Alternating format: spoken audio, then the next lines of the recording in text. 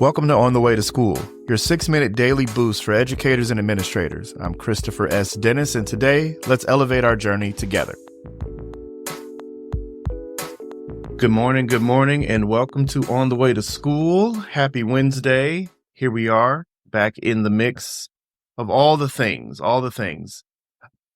You know, it's been a very interesting week. We're in admissions committee at my school and a lot of schools here in the city, just looking at what are the components of our applicant pool and how are we going to create the most dynamic group of new families and students to enter our school. And we're doing the hard work, but it is challenging. I'm not going to lie. There's so many wonderful students and families and not a lot of space. And, the resources that we have to help folks with need-based financial aid, those dollars go by quick. So give your local admissions officer a hug and a high five as they are in the midst of committee and making those tough decisions. So today I wanted to talk a little bit about kind of the process of candidates and internal hires.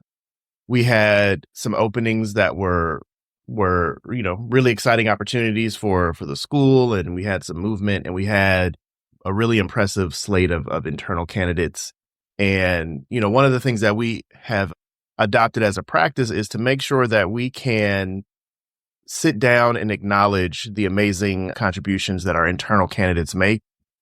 Even if they get the job, they'll of course understand that. But if they don't get the job, it's really important for the leaders and the management team to do a little bit of customer service, a little bit of care to ensure that your internal folks don't just get the blanket email or the cold email letting them know that they didn't move to the next round.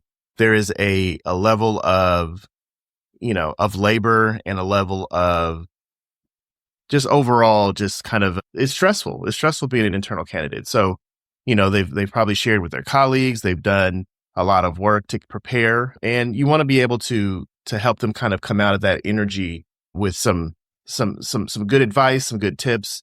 And if you felt like they were a really good candidate, you definitely want to invest in them to continue growing.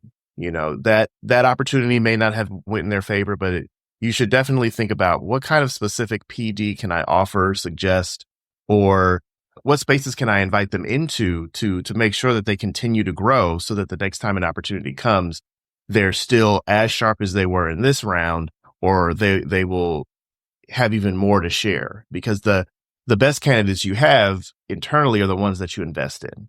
And if you can continue to make those investments and those strides, it will definitely pay dividends to the overall morale of your community, your faculty and staff. They're going to appreciate the fact that there are opportunities for growth. And in our schools, when the tenures can span anywhere from 3 to 25 years, the growth opportunities, can also be quite limited. So you want to make sure that you're mixing things up, but also giving people the right kind of feedback after a process has concluded so that they can kind of navigate and kind of govern themselves properly as colleagues and professionals.